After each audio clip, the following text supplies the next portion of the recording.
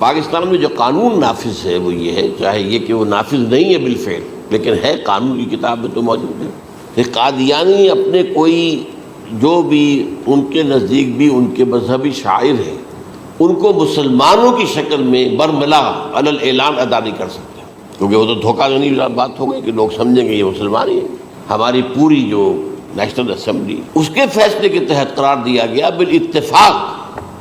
کہ قادیانی غیر مسلم ہے، دائرہ اسلام سے خارج ہے۔ یہ تو فیصلہ وہ پارلیمنٹ کا ایک بڑے پیمانے، بعد میں پھر ضیاء الحق صاحب کے زمانے میں یہ تو ہوا تھا، آپ کو معلوم ہے، بھٹو کے زمانے میں، تو ضیاء الحق صاحب کے زمانے میں اسی کی گویا کہ فردر سٹیپ کے طور پر یہ بات طے کی گئی اور قانون بنا دیا گیا کہ وہ اپنی مسجد کو مسجد نہیں کہہ سکتے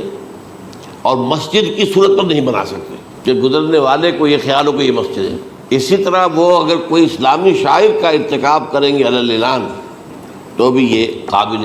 تعزیر ہے، جرم ہے۔ وہ اپنے کئی احاطوں کے اندر، اپنے گھروں کے اندر جو چاہیں کریں، لیکن کھلے میدان میں آ کر جو شاعر اسلامی بہرحال ان لوگوں نے سب کچھ اڈاپٹ تو کر رکھا ہے۔ سب سے بڑی بات تو وہ ہے کہ انہوں نے ایک جھوٹے نبی کا